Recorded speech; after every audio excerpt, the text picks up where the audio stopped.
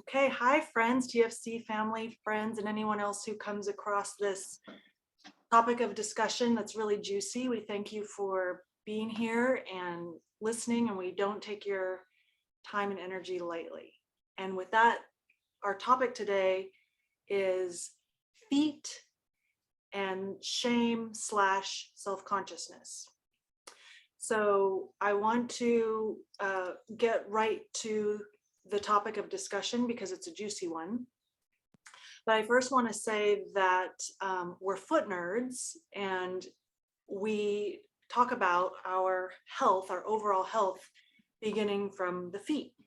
So on one of our proof of work calls, which at TFC, the foundation of how we learn and master our health is through self-learning and educating ourselves and sharing with each other and collaborating, and then by experimenting and figuring stuff out for ourselves by applying it to our own body. And we do that with the feet. And so in the Foot Nerd training program, which was a 12-week training program, we would have a proof of work call. So proof of work is how we roll. And we would discuss every 2 weeks what we would be learning. We would practice teaching each other the concepts that we were learning about, and then we would talk about our juicy nuggets. A common theme throughout my entire, 3 years working with people at TFC and with Nick and everyone is self-consciousness and shame around feet. Personal stories and observations of others. And so recently we had a proof of work call and the topic came up again, and we decided to put a panel discussion in the books because it's such a common theme that we decided that we really thought it needed to be unpacked. This particular instance was one of our foot nerds named Storm Marshall. I'm going to turn it over to Michelle because she can remember a little more distinctly, like what was it that we were all blown away and we realized like, wow, okay, we have to talk more about this. So Michelle, you want to? Yeah, it was quite early on in our foot nerd training where we were sharing, and I remember Storm saying that he'd come out of the sauna and just had this experience of real presence where he saw his feet for the first time. And so he was almost, after all the work that he'd been doing with them, because I know he's had personal journey with his own foot journey, and it was just funny the way he told it as well. He was really, really good at telling this story where he was like, whoa, there's my feet. And I feel like it felt like in that moment, it was a big shift for him. And because of shame, because of, embarrassment or shame around the feet. So that's what sparked the conversation. Yeah, then he went on to talk about an observation that he had with one of his clients who he said she had the most gorgeous feet, and she was, according to his idea of beauty, he thought she had gorgeous feet and she was incredibly self-conscious about showing her feet and he could not understand why. So that sort of sparked this panel discussion. I'm hoping that we will eventually get to talk with him personally about his observation and his story, but what the format of our call today around this is going to be that each of us will talk for a few minutes, like 5 to 7 minutes, unpacking our own experience with our own feet and your experience and observations of the world around you with feet and self-consciousness or shame. But what I wanted to do before to set the tone was that I wanted to talk about definitions first. So Nick, you taught me this about always go back to like the basic principles and like look up the definitions and kind of That's the first thing I've written down. get reacquainted with like what we're talking about by definition. And one definition, there are many, but this one spoke to me. It's shame is a painful emotion that one feels when one believes or knows that one has done something wrong, inferior, or unworthy of respect or affection. So shame and self-consciousness have a lot to do with a feeling of belonging to our groups of people. And so then I found some descriptions of what people describe when someone was asked like, what is shame? These were some descriptive phrases. Some people describe shame as being rejected. Another describes shame as you work hard to show the world what it wants to see. And shame happens when your mask is pulled off and the unlikable parts of you are seen. Also, it feels unbearable to be seen, or feeling like an outsider or not belonging. Shame is being exposed. Shame is like feeling exposed, the flawed parts of yourself that you want to hide from everyone, or be revealed and you want to hide or even die. So I thought that would kick off those definitions and people's descriptions of shame. You know, it's weird to talk about shame and feet together, but it's not at all uncommon to have those go hand in hand. So I wanted to start with Nick because we only have him for a limited time today. So Nick, you want to kick us off? Yeah, I mean, I don't, just defining shame. I was talking to my partner Natasha before this because she does a lot of women's emotional work, and shame is a big thing. So I was like, what is shame? And I remember from earlier today, I looked at the definition. One of the definitions that I found, which I found interesting, was shame is the painful feeling of humiliation or distress caused by the consciousness of wrong or foolish behavior. And I found that interesting because you can only really feel bad about your foot health. Like one scenario I was talking through with her was like, if you are someone who embodies health, you are someone who is healthy, you show up in the world of health to try and promote health. And then you realize, then you learn about feet, you realize I have terribly unhealthy feet. Then there can be like an element of feeling bad because you haven't acted in alignment with your value of health, for example. That was one kind of thing that I went through. And then Tash brought up the idea of it's not actually the thing, right? It's not actually the feet. It's about, you know, what does this sense of embarrassment say about you, right? It's not about the feet, it's the story around it and a feeling that something about that story defines your identity. And she used the example of like, even when, like imagine a boy that's like, you know, 8 years old, goes out and plays, takes his shoes off, comes back with dirty feet, and he basically gets shamed by his parents for being like dirty or disgusting, or, you know, like just that idea that it wasn't really about them. They might internalize that they are unlovable or dirty, even though it's their feet that's being talked about. So I think the only thing that I have been kind of musing on is why feet? Like that's an interesting one. Like we can feel shame about a lot of things, but why is feet such a common thing? And I saw it in the clinic when I treated, especially like Ruth, I was telling you this morning, younger to middle-aged women would be extremely self-conscious about the smell of their feet. Like they came in for a foot assessment and it's like, okay, take your shoes and socks off so we can see your feet. And they're like, no, I don't want to take my socks off. I'm like, well, you're here to get your feet assessed. It's gonna be real tricky if you don't take them off. It's okay. It doesn't matter if your feet stink. But they were ashamed of the smell of their feet, and they just didn't understand why their feet stink, because it's like the fact that they didn't want to take their socks off was interesting because their feet only stink because they wear socks all the time, but they didn't know that. So yeah, it's just the notion that like, I wonder why feet, and you know, if it's not about the feet themselves, but the story and what it says about the person, then what story are we assigning to our feet being, you know, unlovable or something like that? So yeah, those are my thoughts. Do you have any personal experience with your own feet? I mean, because it's also interesting too, right? Like not everybody has, I mean, there are tons of people who have no issues with their feet at all. I guess I will say, like, when you talk about like people not wanting to show their feet, it's like the human body, right? Like, I don't want to show my breasts because they're never uncovered really in public. The same kind of thing with our feet, right? It's like the naked Yeah. parts. Your feet are almost like your privates a little bit. True. For a lot of people, feet are private parts. I never thought about it like that. They are. Yeah. Yeah, it's like an intimate. It's like Oh my God, I'm intimate blushing deep right part. now. That's hilarious. It's like a really intimate part. That's why feet massages are so intimate. It's like you're letting someone touch somewhere that's like no one touches those. That's hilarious. I seriously feel like my whole head is just like on fire right now. But did you have any, you were a swimmer too, right? When you were younger?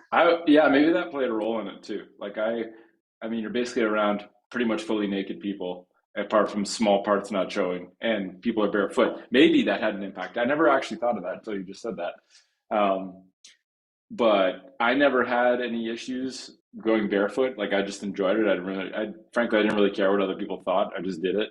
Um, and but I witnessed a lot of it in people in the clinic. Like I would try and get people barefoot, and they just wouldn't want to. And I always found it curious. I'm like, why? Like you don't need them on. There's nothing sharp in here. You're going to get way more out of this session. I'm going to be able to observe way more in the session, explain things to you. Like I, I didn't really I couldn't relate to it because I never felt. I was like, I love taking my shoes off. It feels way better. But I did see it a lot. So I think this is part of why my interest in this conversation, where it came from. It was like, yeah, why? Like, why? I get the stinky thing. Like, I remember there was a teenage girl who had super smelly feet. She just had a lot of fungus in her toes because she never took shoes off. I never knew why she didn't take her shoes off. All I knew is she felt really bad um, about the smell of her feet. And when I explained to her, like, if you just go barefoot more, like bacteria, the smell is bacteria. It's not you. Your feet are not smelly. There's bacteria that are collecting around your feet because you're not exposing your feet to the air, right? Once she understood that, she's like, "Oh my God, that makes so much. Why has no one told me this?" And she's like, "I put creams on my feet," and I'm like, "It's because you just put your feet in something warm and hot all day long." I think she even slept with socks. So I was like, "This is exactly why." And once she knew, she's like, "Okay, well, this makes sense. I'm not the stinky feet girl anymore. Like I'm just a person whose feet are normal." It was like refreshing for her. But I could see how the person with stinky feet, like I remember even people in school sometimes wouldn't even take their shoes off because they're like, my shoes stink. They're gross. Like I don't want, I don't want you to smell this. And it's like, well, like there's a reason. Now looking back, I'm like, well, there's a reason for it. If you just wore shoes a little bit less or let your shoes air out, um, but probably at that age, it's like stinky feet means I'm stinky, I'm unlovable, people won't like me. And I think that's where some of the potentially shame can come from. Um, and when you give people better understanding, you can like literally cut the shame and have it never show up again, which is fascinating. Did you ever have men who had the same feeling of self-consciousness, or is it mostly women? I mean, I can only remember 3 or 4 cases, but they were just really impactful where I found it very curious. Like the psychological element I found really curious. I don't remember any men. Uh, I mean, my brother's work boots they smell like terrible, just so bad. I'm like, dude, you got to air those things out. Like, you need to do something about that. So, he would be embarrassed of his shoes, but I never remember anyone specifically. Like, he goes barefoot all the time. He just has to wear these terrible protective shoes all the time. And it's just like necessary evil. But I don't remember any men specifically having that. Hmm. Do you have any comments or questions for Nick, Michelle? Yeah, I think it's because there's two sides of this to me. One is having shame of our feet, but the other one would be about going barefoot, being self-conscious about maybe being okay with your feet, but not sure, or just walking around, because I know you walk around a lot with no shoes, even at airports, things like that, Ruth was saying. And I know you said about not caring what people think, but is that always been the case? Probably not. Since I really started getting in, yeah, like I definitely wasn't going barefoot in the airport from the very start. After that, once I started, I think just the first time I did it, and I just witnessed the fascinating interactions I had. Like being able to, I love people watching. I love just like observing how they behave and like just the idea that you could literally change someone's reality by just not putting shoes on and having them see something that was different and eye-catching was like, oh wow. People ask, it's funny how many people will actually ask questions too. So it's kind of like play almost, because like people ask silly, they're like, why are you wearing shoes? And I'd just be like, why are you wearing shoes? And they would be like, oh, I wasn't expecting that. And they would come up with all these reasons. I'm like, well, I'm indoors. I don't need to wear shoes when I'm indoors. I wear them when I'm outside. And they would just like kind of stare at me. um, but a lot of people, I saw a lot of people project their insecurities or have had that before, right? Where they're like, that's gross. I'm like, my feet aren't gross. You want to see them? They're not gross. They don't stink. But someone whose feet are nasty are probably like, ooh, if that guy's got feet like mine, you shouldn't be letting those things out in public. So a lot of people will project, I think. But a lot of people just don't know. Like I remember I had a really interesting conversation with a lady in an airport who was wearing the gnarliest high heels I've ever seen. And she was so curious. She's like, why aren't you wearing shoes? Can I just ask? She was like very polite, very open. She's like, can I just ask you something? Why are you wearing shoes? And I was like, do your feet hurt right now? It's like, yeah, they don't feel great. I'm like, my feet don't hurt right now. Like, those are crazy shoes if you just look at them for what they are. So I had a great conversation with her, and she was like, at the end, she refused. She was like, I'm not taking my shoes out, but like, I'm kind of pissed I can't right now. I was like, well, it's up to you. So yeah, I just have, I think I don't think I was as open to it at the start, but once I realized like I didn't really care, and it's way funner to go through an airport barefoot sometimes than than wearing shoes, just because of the people you interact with. I think then I was just like, well, nothing bad happens when you go barefoot. I think that's kind Even of the sort of what police happened. didn't, like, the police didn't say, put your shoes on. The police? The shoe police? I mean, I've been told, like, I remember I was in China. I went to China and I went on the plane barefoot, and they're like, you have to put shoes on. I was like, can I? And I'm not a dick about it. Like, I always have shoes. I always have them with me. I just don't wear them. And I don't really like put up a fight. I'm just like, can I ask why? And they're like, well, if you step on something sharp, we're going to get sued. That's the most popular. If you step on something sharp, then we don't want you to sue us. I'm like, well, if I waive my, it depends on the situation, but sometimes I say, well, what if I waive my right to, to sue you if something cuts my foot? Like I accept the risk. I know it's dangerous out there, but like I accept the risk.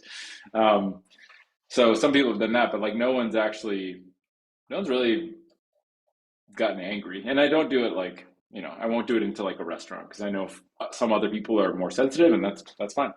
I have been told I'm not allowed to wear sandals in a restaurant, so those are interesting scenarios. But for the most part, people are they might not like it, or they can think what they want, but at the end of the day, it's like it would be like I remember one time I gave the analogy. I'm like, would it be silly if I came into a place and you're like, you have to wear a hat, sir?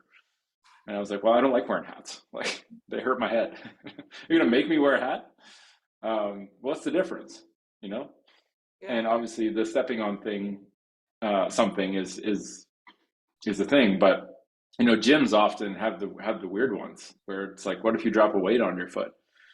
And I find that odd. It's like, well, unless you're making steel-toe boots mandatory for everyone, if anyone drops a kettlebell on their foot, a little piece of nylon is not going to do shit to protect their toes. Like, let's not kid ourselves that that's really a reliable, reason to not wear shoes. But I think a lot of them are just like, well, we're afraid of what other people will think. That's like what it boils down to often. Like the person's like, well, I don't care, but other people might. And that's kind of like it's like, okay, well, unless I ask, does anyone care if I go barefoot and like, really make a fuss? There's no way of knowing. So it's like, okay. And it is, people do care.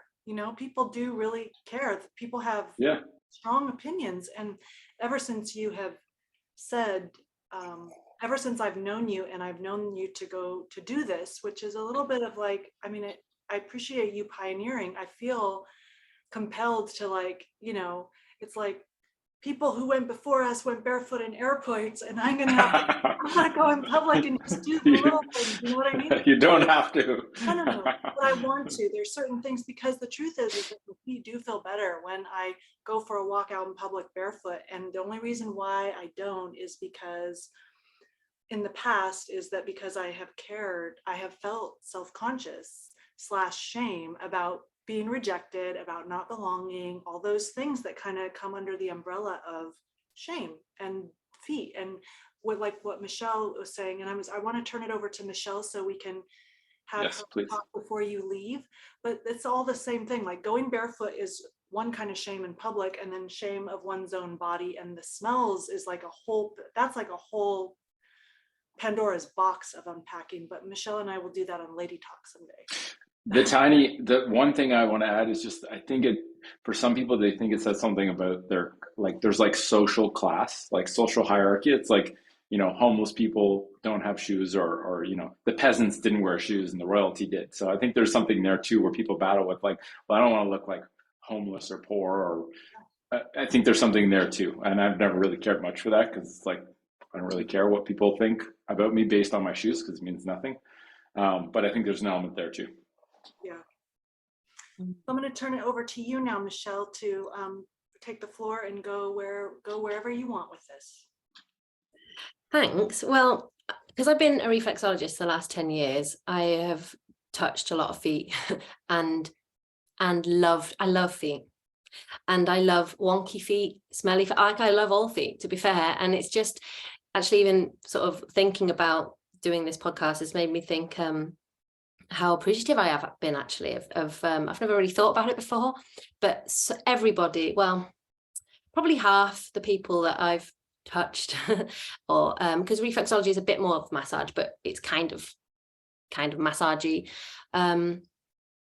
Most people apologize for their feet. It's like, I'm really sorry for my, and I say the same thing every time. It's all right, I love them, and I'll give them some love. And people often say, oh, how do you do that? How do you touch people's feet? And so, but I think I've always been bare. My dad was a reflexologist, and he was often barefoot in the garden. So I think it was quite normal in our family, even in this country, to be barefoot. But I haven't had sort of shame about my feet. I've actually been always probably one of the nicest part of my body, to be honest. I've had problems with other areas, but my feet have been okay. But I spoke to a couple of people.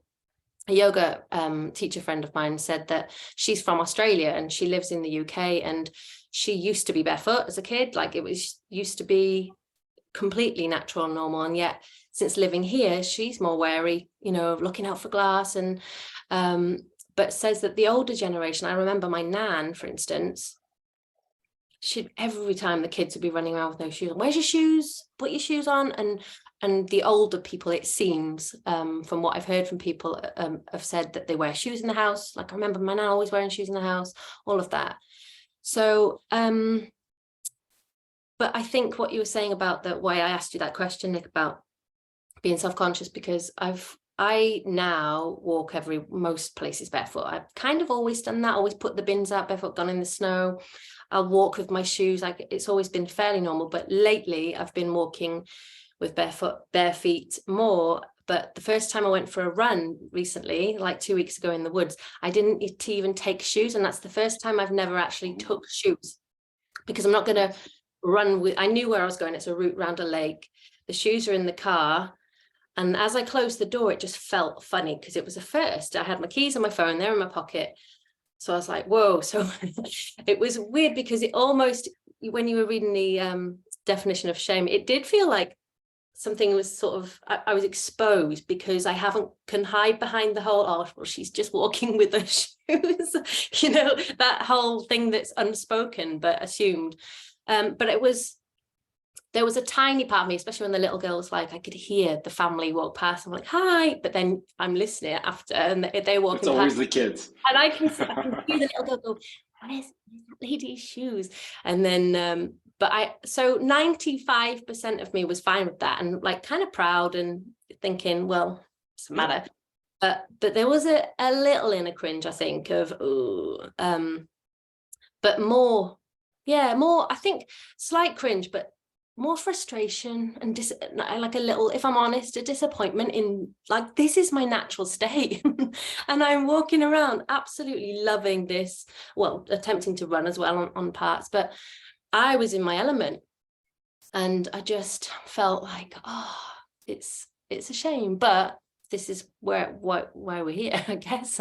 And the other thing I wanted to talk about was just relates back to Storm, really, and just how powerful the journey, for whether it's the Foot Nerd training, but or the Explorer Journal, any of this stuff that's on offer in the Foot Collective, because just by someone like Storm, for instance, having that, or even anyone who doesn't like their feet, I think the more care and attention and love we give anything, whether it's a pet or a plant or a human or a body part, the more beautiful it just becomes. And so it's really good. I love this conversation. Have you had anyone have a big, have you had any outlier reactions to the work you do with people? Because I've heard stories of people that just like, they have someone touch their feet lovingly for the first time and it literally just cracks them open, where it's just like a, I don't know, like a visceral release of something, often crying. But have you had any of that? Have you heard about any of that? Not really, not crying, but I think because of because I understand sort of the emotional work, a lot of people just close their eyes and they shut it off, really. Right. Yeah, they don't let it come out. More than bring it out. But that's where, like, I find a lot of is older people, to be honest. That's who that I see a lot of. And it's not really they sort of just lay back and let me just feels on. Good. Yeah, I think so. But yeah, it's that's an interesting question. I've not thought about, because I haven't done many men's feet. It's usually women as well. There's something called, oh, go ahead, Nick. No, I didn't have anything. I was thinking there's this, I'm not sure if it's Christianity or like in like Jesus' life, there's the story of him washing feet. And in there's like a non-denominational church where I used to live. And it's called Maundy Thursday, I think. And it's like the Peace United Church would have this feet washing ceremony on that, like to commemorate that aspect of Jesus's life and what he did and the compassion and stuff. And so I never went, but I wanted to. And what would happen is the people in the congregation would come into the hall and there would be feet washing stations, but it wouldn't be somebody professional. It would be people of the congregation washing each other's feet.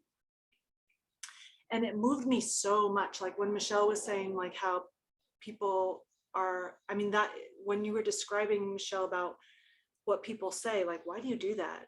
Or if I'm touching or working with people's feet, like even in a foot class, like for TFC, I'll do like weekly foot classes and I just get down there. I'll ask first, can I touch? But then I just get busy on their feet, you know, like do this.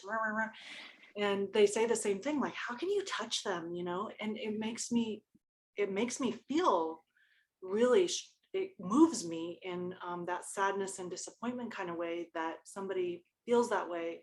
And I have felt that way about my own body too. Like my feet were very large as a child. I was tall, and my sister I had way bigger feet. So I always stuffed my feet in bigger shoes that caused problems later on.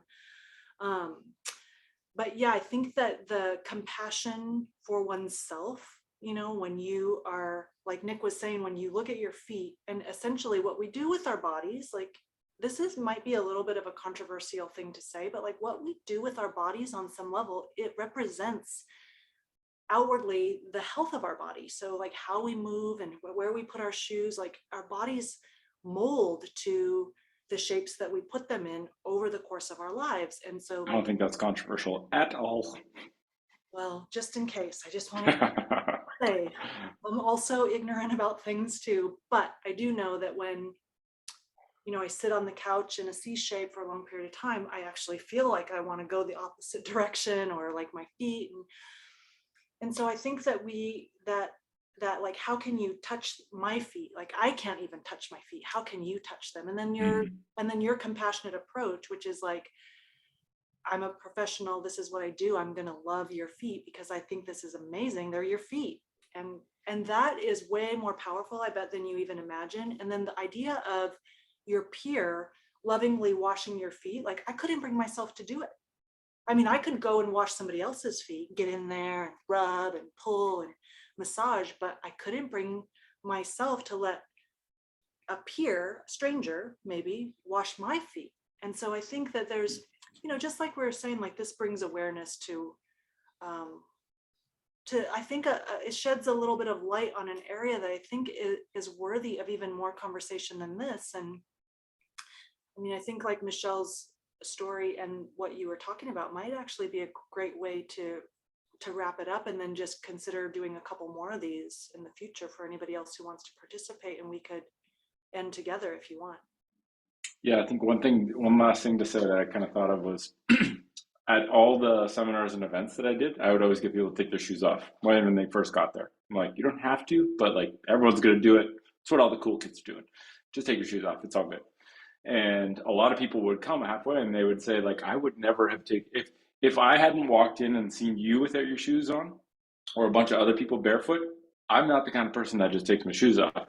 And it was almost like other people being barefoot gave them permission to go barefoot without feeling bad about it. And I think that's part of what makes me actually enjoy going barefoot. Because like if one person, random person that I don't engage with, sees me barefoot and says, wow, I wonder if I could go barefoot like in my backyard, then I always find it interesting how many people you can impact. Maybe not at the time, maybe not directly, but indirectly within like the span of that person's life, literally. It's like they might remember the one person they saw go barefoot and be like, you know what, I'm gonna give this thing a go. And I don't really talk about the the grounding element because I don't really, part of me likes the magic of it, of just like if you touch the planet, it's probably really good for you. And I don't want to wreck it by trying to over science it. But like to think that touching physically the planet is not going to be good for you in some way, I think would be a naive thing to say. Not to say that I know exactly the mechanism or have proof or whatever, but it's like I feel really good when I touch the environment with my body directly instead of always having a degree of separation from the planet, you know.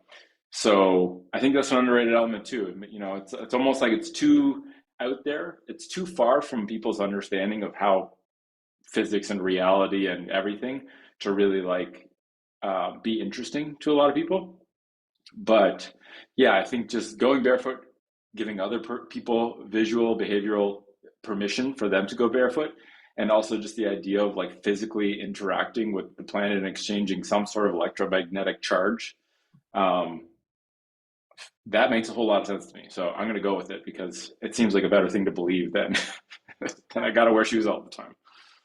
Yeah, and one more closing comment about like the beams, right? Like when you there is a value to giving your feet, your attention with your hands. There's value to having other people like a reflexologist or somebody giving attention and care to the feet. But when you also just allow people to take off their socks and not think about their feet, just jump on a beam, because the balance training, I love what Jim Dooner was saying about how much our brain prioritizes stability and balance. So people forget about how their feet look when they get on a beam because all they care about is whether they don't want to fall off. And the brain loves the novelty of playing like that. So you're not even thinking about your feet. And then suddenly the feet have more juice in them, and then things aren't so bad, and you're not bringing like the whole spotlight to the feet. So I think that's a valuable point of discussion too. Any closing comments for you, Michelle? Not really. I just love what you said about the Mary Magdalene and Jesus thing. And to go back there, I just love that. That's it's almost like that willingness to receive that gift of, I've had my feet massaged before, and not massaged, washed, sorry, a blessing way when I was pregnant, that everybody take turns and wash my feet, and I couldn't cope with it. Like I cried because I didn't want it, and it was my, like I couldn't receive from that, my friends, that gift. So I just had to say that because it's just it's a powerful thing we'd often maybe don't think about. Lovely. Thank you. So I think I'm going to end the recording by saying thank you for listening and for participating, and we will maybe be back with another round of this, because I think it's really worth unpacking even more. So thank you. Sounds good.